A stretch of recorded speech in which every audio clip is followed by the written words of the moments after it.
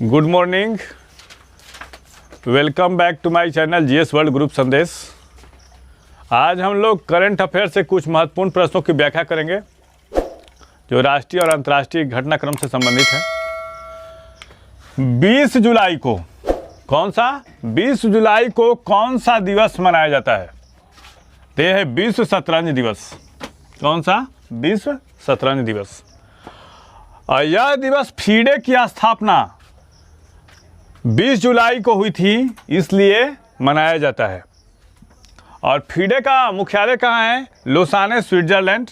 और स्थापना कब हुई थी? 20 जुलाई 1924 ईस्वी को। जो शतरंज को रेगुलेट करने वाली संस्था है, कौन है वो? फीडे है।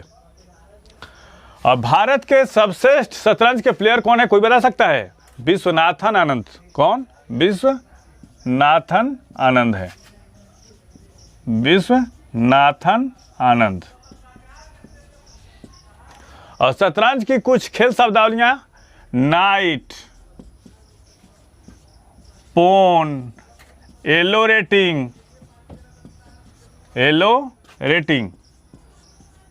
ये सब क्या है? शतरंज की खेल शब्दावलियां हैं। गैम्बिट, ये सब क्या है? खेल की शब्दावलियां हैं, शतरंज की खेल की शब्दावलियां हैं। बेन स्टोक्स ने वनडे क्रिकेट से संन्यास ले लिया। 21 देश से क्रिकेटर थे। इंग्लैंड। अपना अंतिम वनडे मैच साउथ अफ्रीका के खिलाफ खेला था। किसने? बेन स्टोक्स ने। और हाल ही में किन क्रिकेटरों ने संन्यास ले लिया? हाल ही में दिनेश रामदीन ने अंतर्राष्ट्रीय क्रिकेट से संन्यास ले लिया और लैंडल सिमंस ने भी संन्यास ले लिया। ये कहाँ का प्लेयर है? वेस्ट इंडीज के। वाहन ट्रैकिंग शुरू करने वाला भारत का पहला राज्य कौन बन गया? ये बन गया है हिमाचल प्रदेश। कौन? Himachal Pradesh. Vehicle location tracking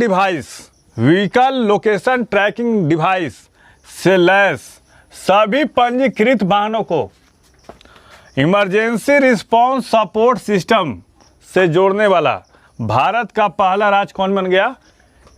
Himachal Pradesh. और हिमाचल प्रदेश के मुख्यमंत्री जयराम ठाकुर ने इस प्रणाली का उद्घाटन किया है। और इसके माध्यम से वाहनों को देश में कहीं भी ट्रैक करना संभव है। ये बहुत बड़ी चीज़ है। राष्ट्रीय भूविज्ञान पुरस्कार 2019 से किसे सम्मानित किया गया है? आनंद पी सिंह को। इस पुरस्कार का वितरण किस संस्था द्वारा किया जाता है? तो केंद्रीय खान मंत्रालय द्वारा किया जाता है। और आनंद पी सिंह है क्या? आनंद पी सिंह राष्ट्रीय भू भौतिकी अनुसंधान संस्थान कहाँ है? हैदराबाद में। क्या है? एक भू वैज्ञानिक है। इंटरनेशनल मून डे कब मनाया जाता है? 20 जुलाई को। और इसी दिन नील आर्मस्ट्रांग चांद पर पहुंचे थे। और चांद पर पहुंचने वाले कौन कौन व्यक्ति थे? पहला नील, जब तक सूरज चांद रहेगा नील आर्मस्ट्रांग तेरा नाम रहेगा। अपोलो 11 से गए थे। उसके बाद बज एल्ड्रिन, उसके बाद एंड्री कोलविन पहुंचे थे। 3 लोग गए थे, 2 लोगों ने कदम रखा था। तीसरा जो व्यक्ति था वो अपोलो 11 में ही था। और 2022 में इसकी थीम क्या थी? Lunar exploration, coordination, sustainability. जब नील आर्मस्ट्रांग ने चंद्रमा पर पहला कदम रखा था तो उसकी धड़कन इतनी ज़्यादा हो गई थी, नील ने बोला कि शायद इसकी कल्पना मैं नहीं कर सकता था। इस दिन अपोलो 11 चंद्र मिशन के तहत चंद्रमा पर पहली बार मनुष्य के उतरने की वर्षगांठ के तौर पर मनाया जाता है। विश्व एथलेटिक्स परिषद ने 2025 में विश्व एथलेटिक्स चैंपियनशिप की मेजबानी के लिए किसे चुना है? ये जापान की राजधानी टोक्यो को। और विश्व एथलेटिक्स चैंपियनशिप का 18वां संस्करण कहाँ होगा? ओरेगन, यूएसए में होगा। और हंगरी के बुडापेस्ट में 2023 के इवेंट की मेजबानी कौन करेगा? बुडापेस्ट। कौन? बुडापेस्ट। और 2024 के विश्व एथलेटिक्स क्रॉस कंट्री चैंपियनशिप कहाँ होगी? क्रोएशिया के कहाँ? मेडुलिन और पूला में। और 2026 के विश्व एथलेटिक्स क्रॉस कंट्री चैंपियनशिप कहाँ होगी? फ्लोरिडा, तलहासी, अमेरिका में होगी। एक्सपेट इंसाइडर रैंकिंग, जो प्रवासियों के लिए जो रहने के लिए मुफीद जगह है, इसकी रैंकिंग में भारत किस स्थान पर है? तो 36वें स्थान पे है। और शीर्ष पे कौन सा देश है? मैक्सिको। दूसरे स्थान पे कौन है? इंडोनेशिया। और तीसरा स्थान पे कौन है? ताइवान। और सबसे खराब रैंकिंग किसका है? कुवैत का। और हाल ही में यह रैंकिंग किसके द्वारा जारी की गई? इंटरनेशन द्वारा यह रैंकिंग जारी की गई है। भारत की पहली डिजिटल लोक अदालत किस राज्य में शुरू की गई? ये राजस्थान में। और भारत के मुख्य न्यायाधीश कौन है? NV रमना। अब राष्ट्रीय केंद्रीय कानून और न्याय मंत्री कौन है? ये है किरण रिजिजू। और राष्ट्रीय कानूनी सेवा प्राधिकरण के अध्यक्ष कौन है? उदय उमेश ललित, जिसको नालसा कहा जाता है।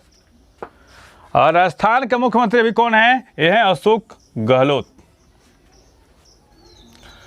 एशियो का शिखर सम्मेलन सितंबर में कहाँ आयोजित होगा? समरकंद, उज्बेकिस्तान। और इससे में ईरान को पूर्ण सदस्य का दर्जा दिया जाएगा। इसके बाद उज्बेकिस्तान से भारत जो है एशियो की मेजबानी अध्यक्षता लेगा। और एशियो की स्थापना कब हुई थी? 2001 में हुई थी।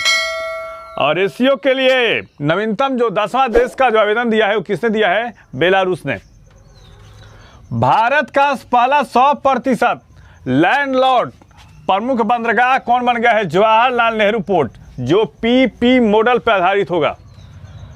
क्या होता है लैंडलॉर्ड बंदरगाह? ऐसे बंदरगाह जहां टर्मिनल निजी कंपनियों को पट्टे पर दिए जाते हैं, जबकि बंदरगाह प्राधिकरण केवल भूमि का स्वामित्व रखता है।